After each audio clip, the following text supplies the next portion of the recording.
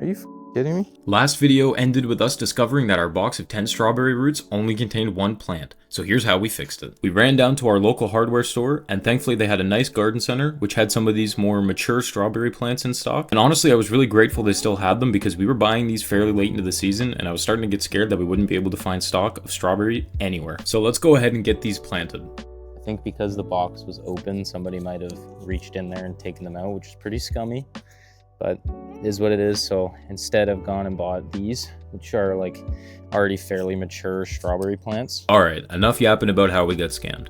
It's time to start digging these holes and getting these strawberry plants in the garden bed. So planting these strawberries was a little bit different compared to every other plant that we had bought for this garden bed, because with the strawberry plant you have something called the crown, which is the center of the plant where all the stems are pushing through. So you got to be really careful when you're planting strawberries that you don't bury the crown, and you also don't plant it too high up above the ground soil level. So in order to plant these strawberries, you essentially have to dig the perfect height hole in order to make sure that the crown is level with the rest of the dirt. So I made sure to dig the right height hole for each of these strawberry plants, and we got them all in the garden bed without any trouble.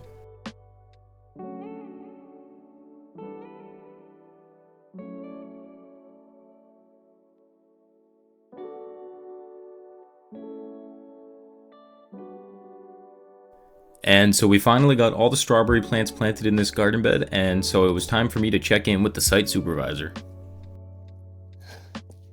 You being good?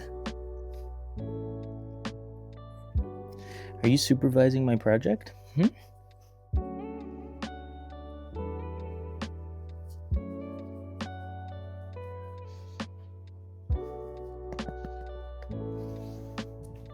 And so now it was time for us to add one of the most important features of this garden bed, which is the soaker hose that I bought. So as you can see, we've got the soaker hose there, and I also bought like some landscaping pins, which I'm just going to use to stake them into the garden bed there, as you can see, and it will perfectly hold them in place.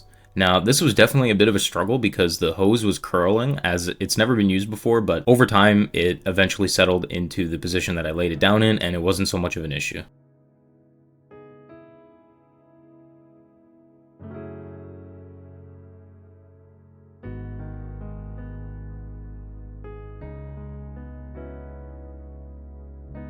So we laid this soaker hose in a snake pattern throughout the entire garden bed in order to make sure that everything got watered equally and that all the plants were getting all the hydration that they would need.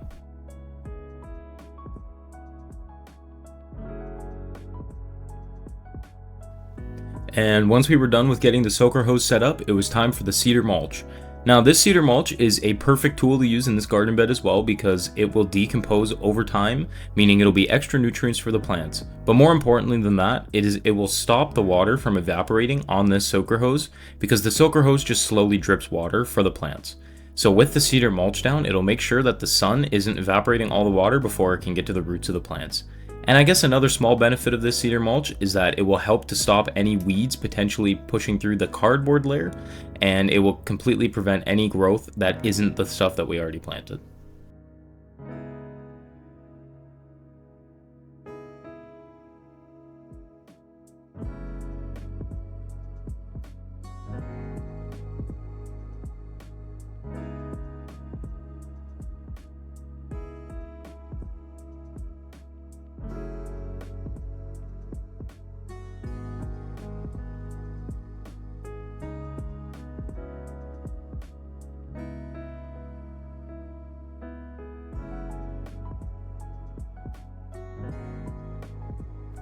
And so now it was time for some of the finishing touches.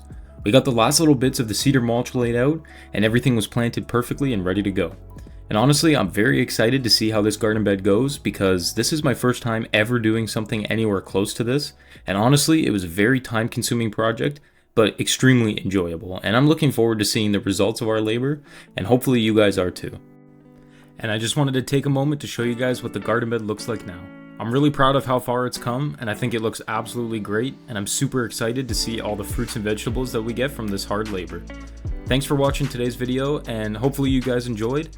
And if you did, make sure to hit that like button, subscribe, and keep up to date because we're going to have plenty more projects to come.